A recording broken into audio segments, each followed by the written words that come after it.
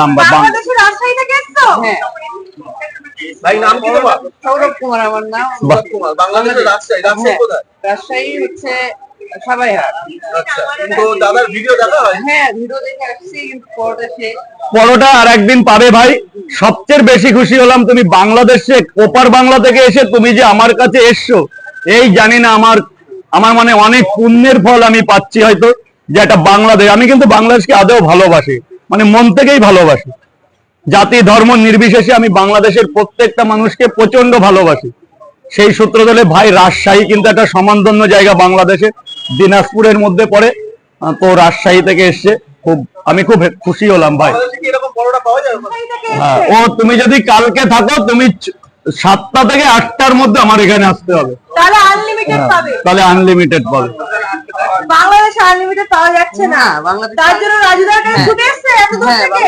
আচ্ছা, বাংলাদেশের পরোটা আর এই রাজুদার পরোটার মধ্যে পার্থক্য আছে? অনেক পার্থক্য আছে। যেমন বাংলাদেশে যেমন পরোটা নিলে এরকম পাওয়া যায় না, যেমন তরকারি ফুরিয়ে গেল তখন ওভাবে আনলিমিটেড পাওয়া যায় না। এখানে যত ইচ্ছা পরোটা নিলে তারপরে খাওয়া যায়, এটা সুবিধা অনেক। পরোটার সাথে কি ওখানে কি তেলে একদম চুপিয়ে ভাজে? হ্যাঁ। আর এখানকার পরোটাতে একদম হালকা তেল ফ্রি, তেল ছাড়া। দুদিন থাকা যাবে তো? অবশ্যই, কেন না, তুমি খালি যাবা। চলো, তুমি গেলে অবশ্যই আমাকে বলো। 21শে ডিসেম্বর নাগাদ বাংলাদেশে যাচ্ছো? আমার যাওয়ার খুব ইচ্ছা। আমার 100-র মধ্যে 90% লোক আমার বাংলাদেশে সাপোর্ট করে। একদম একদম। যদি আমি তো চিনি না, যদি কোনো চীনা পরিচিত লোক যায় আমি যেতে রাজি আছি। সবাই কিন্তু বাংলাদেশ থেকে অনেক ভালোবাসা দেয় তোমাকে।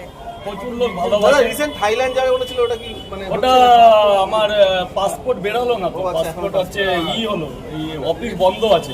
আমাদের যত সময় নভেম্বরের লাস্টে হচ্ছে, ইয়েটা ডেটটা পাল্টে গেছে। আচ্ছা, অবশ্যই কোলাপটা হবে।